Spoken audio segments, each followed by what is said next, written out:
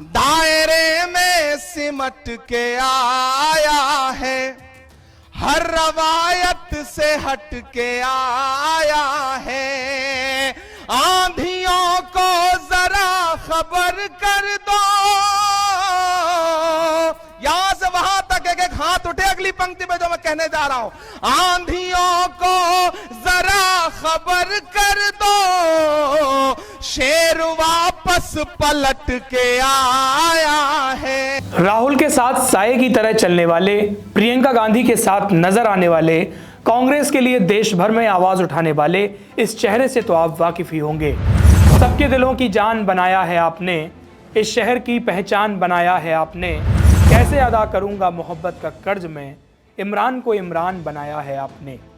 मुशायरों में जिसकी एक नज्म पर हजारों का हुजूम शोर मचाने लगता है, जिसके इंतजार में लोग मुशायरों में घंटों तक बैठते हैं। एक ऐसा शायर जो जब मुसलमानों पर नज्म पढ़ता है तो पूरा देश सुनता है। आखिर कैसे पूरे देश में अल्पसंख्यकों के लिए स्कूल खोलने का इरादा रखने वाला एक शायर कांग्रेस के सबसे बड़े मुस्लिम नेताओं में शुमार हो गया। आज हम बात कर रहे हैं इमरान प्रतापगढ़ी की। उत्तर प्रदेश के प्रतापगढ़ में जन्मे इमरान प्रतापगढ़ी आज कांग्रेस के अल्पसंख्यक विभाग के राष्ट्रीय अध्यक्ष हैं। मुसलमानों के किसी भी मुद्दे पर कांग्रेस का स्टैंड जानना हो तो मीडिया इमरान प्रतापगढ़ी का रुख करती है। कांग्रेस में अल्पसंख्यक नेताओं की एक लंबी लिस्ट है, लेकिन इस समय सबसे ज्यादा चर्चा इमरान प्रतापगढ़ी की होती है। लेकिन आखिर इमरान प्रतापगढ़ी मुशायरों की दुनिया से राजनीति में कैसे आए? ऐसा क्या हुआ कि जिसकी वजह से इमरान प्रतापगढ़ी को लोकसभा का चुनाव हारने के बाद भी कांग्रेस को राज्यसभा भेजना पड़ा? जहां एक तरफ भारत के बड़े बड़े लोग भी राज्यसभा जाने के लिए तरसते हैं, वहीं आखिर इमरान ने ऐसा क्या कमाल कर दिया कि कांग्रेस ने उन्हें राज्यसभा भेजा और इस समय वो कांग्रेस का मुख्य मुस्लिम चेहरा हैं। अपने शुरुआती वक्त में इमरान प्रतापगढ़ी हिंदी की कविताएं लिखा करते थे और गाया करते थे। धीरे धीरे उनका झुकाव उर्दू की तरफ हुआ और वो मुशायरों की दुनिया में चले गए। इमरान प्रतापगढ़ी की एक हिंदी कविता इस प्रकार है। मेरी आंखों का प्रस्ताव ठुकरा के तुम मुझसे यूं ना मिलो अजनबी की तरह, अपने होठों से मुझको लगा लो अगर, बज उठूंगा मैं फिर बांसुरी की तरह।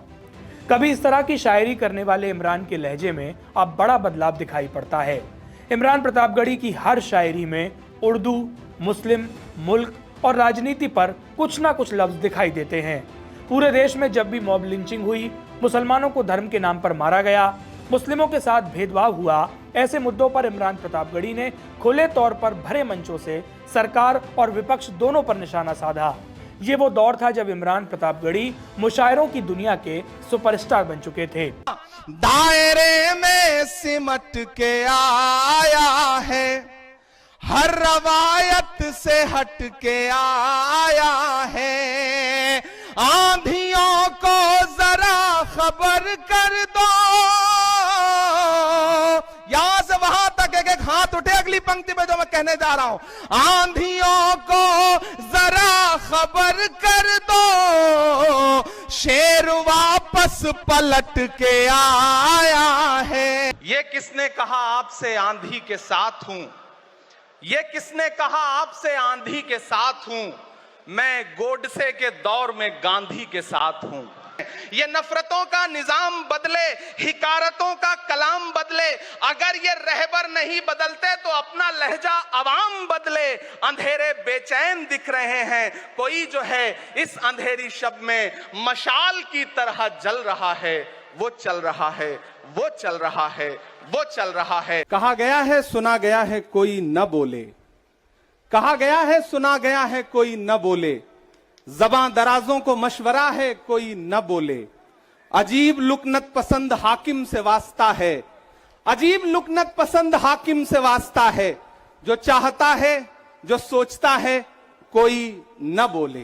लहू में भीगे तमाम मौसम गवाही देंगे कि तुम खड़े थे। एक आखिरी नज्म सुना करके मैं आपसे विदा लूंगा कि लहू में भीगे तमाम मौसम गवाही देंगे कि तुम खड़े थे। शहर का सूरज गवाही देगा कि जब अंधेरों की कोख से निकलने वाले ये सोचते थे कि कोई जुगनू बचा नहीं है, तो तुम खड़े थे, तुम खड़े थे।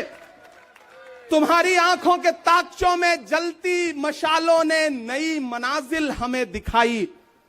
तुम्हारे भाई तुम्हारी बहनें, तुम्हारी माएं, तुम्हारी मिट्टी का जर्रा जर्रा गवाही देगा कि तुम खड़े थे।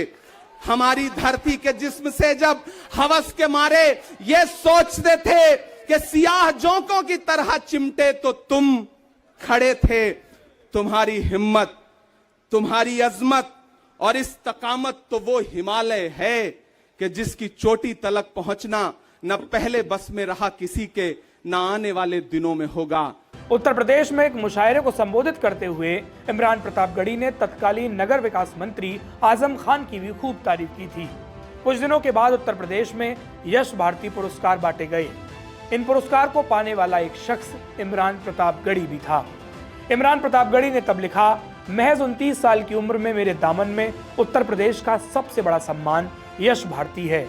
चाहने वालों की दुआओं का इससे खूबसूरत सबूत और कुछ नहीं हो सकता। इस पुरस्कार के बाद इमरान प्रतापगढ़ी की आवाज और तेज होती चली गई।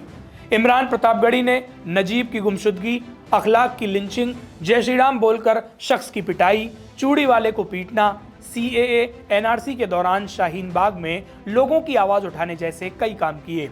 साल 2018 में इमरान प्रतापगढ़ी ने कांग्रेस नेता राहुल गांधी से मुलाकात की।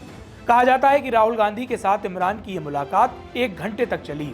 इस दौरान शायरी से लेकर सियासत तक सभी मुद्दों पर बात हुई। इसके बाद इमरान कई मौकों पर कांग्रेस के कार्यक्रमों में साफ दिखाई देने लगे। इमरान प्रतापगढ़ी ने 2019 का लोकसभा चुनाव उत्तर प्रदेश के मुरादाबाद से लड़ा, लेकिन इस बार वो समाजवादी पार्टी के नेता ST हसन से चुनाव हार गए। लेकिन इनका कमाल था कि 29 मई 2022 को खबर आई कि कांग्रेस इमरान प्रतापगढ़ी को महाराष्ट्र से राज्यसभा सांसद बनाएगी। उन्हें सांसद बनाया गया। इमरान का नाम सामने आने के बाद कांग्रेस के कई नेताओं ने इसका विरोध किया, लेकिन इमरान का कद फिर भी बढ़ता चला गया। इमरान की असली आवाज, उनका लहजा पूरे देश ने तब सुना जब इमरान संसद पहुंचे। अपने शायराना अंदाज में उन्होंने सरकार को कई मौकों पर जमकर घेरा। लेकिन आपको यह बात समझनी पड़ेगी कि हम तो वो तारीख हैं, जहनों में रहना है जिसे, कागजी पुर्जे नहीं जो फाड़ डाले जाएंगे। जिस जमी पर मैं खड़ा हूं ये मेरी पहचान है। आप आंधी हैं तो क्या मुझको उड़ा ले जाएंगे? हम ही को कातिल कहेगी दुनिया, हमारा ही कत्लेआम होगा। हम ही कुएं खोदते फिरेंगे, हम ही पे पानी हराम होगा। सभापति महोदय, सन 1947 में दिल्ली की जामा मस्जिद की तारीखी सीढ़ियों पर खड़े होकर के भारत रत्न मौलाना अबुल कलाम आजाद साहब ने कहा था कि मुसलमानों कहां जा रहे हो, यह है तुम्हारा मुल्क, यहां तुम्हारे आबाओ अजदाद की कब्रें हैं। उस वक्त मौलाना आजाद की ये सदाएं सुन करके लोगों ने अपने सरों की गठरियां उतार करके रख दी थी। आज उसी दिल्ली में मौजूद देश की संसद में एक बिल आया है जो हमसे उसी जामा मस्जिद की सीढ़ियों के सबूत मांगेगा कि चरागों के सफर में दबदबा हो आंधियों का तो फिर अंजाम जुल्मत के सिवा कुछ भी नहीं होगा। ये दुनिया नफरतों के आखिरी स्टेज पर है, इलाज इसका मोहब्बत के सिवा कुछ भी नहीं होगा। कातिल ने किस सफाई से धोई है आस्तीन, उसको खबर नहीं कि लहू बोलता भी है। श्री इमरान प्रतापगढ़ी जी 15 मिनट। धन्यवाद सभापति महोदय। कभी सुदामा पांडे धूमिल जी ने कहा था कि एक आदमी रोटी बेलता है, एक आदमी रोटी खाता है, एक तीसरा आदमी भी है जो न रोटी बेलता है न रोटी खाता है, वो सिर्फ रोटी से खेलता है। वो तीसरा आदमी कौन है? मेरे देश की संसद मौन है। नहीं कर पाइएगा, 7 जन्मों में नहीं कर पाइएगा, क्योंकि जिस्म की मौत कोई मौत नहीं होती है। जिस्म मिट जाने से इंसान नहीं मर जाते, धड़कने रुकने से अरमान नहीं मर जाते, सांसें थम जाने से ऐलान नहीं मर जाते। जिस्म की मौत कोई मौत नहीं होती है। इमरान प्रतापगढ़ी की सबसे बड़ी खूबी है कि वो लाखों लाख की भीड़ में खड़े होकर अपनी बात रखते हैं और जनता उनके शेर, उनके जुमलों को सुनने के लिए बेताब रहती है। इमरान ने कई मौकों पर राहुल गांधी की जमकर तारीफ की, जो आज भी कांग्रेस के नेता लगातार सुनते हैं। के बाजार में मोहब्बत की दुकान खोल ली है। वो कह रहा है कि नफरतों से जो दिल है टूटे में जोड़ दूंगा। वो कह रहा है हर एक दरिया, हर एक तूफान को मोड़ दूंगा। सुनो सितमगर, न समझो डर कर मैं अपने लोगों को छोड़ दूंगा। सितम की गर्दन मरोड़ दूंगा। सितमगरों की हर एक ख्वाहिश हर एक साजिश कुचल रहा है, वो चल रहा है, वो चल रहा है।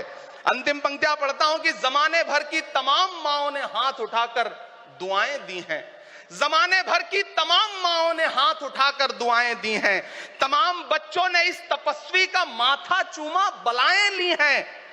जो नफरतों का जहर भरा है, ये बन के शंकर निगल रहा है, वो चल रहा है, वो चल रहा है। मोहब्बतों की किताब लेकर, लबों पे अपने गुलाब लेकर, मोहब्बतों की किताब लेकर, लबों पे अपने गुलाब लेकर, सुनहरे रंगों का ख्वाब लेकर वो आया है इंकलाब लेकर। बलाएं रास्ता बदल रही हैं, फजाएं खुशबू में ढल रही हैं। ये नफरतों का निजाम बदले, हिकारतों का कलाम बदले। अगर ये रहबर नहीं बदलते तो अपना लहजा अवाम बदले। अंधेरे बेचैन दिख रहे हैं, कोई जो है इस अंधेरी शब में मशाल की तरह जल रहा है, वो चल रहा है। इमरान के सियासी सफर ने ये तो तय कर दिया कि वो लगातार राजनीति में सक्रिय हैं और कांग्रेस के साथ आकर उन्होंने अपनी शायरी और अपनी जिंदगी को एक नया मुकाम दिया है। लेकिन अब देखना होगा कि आने वाले वक्त में इमरान की राजनीति कितनी दूर तक जाएगी और वो अपने लोगों के लिए कितना काम कर पाएंगे।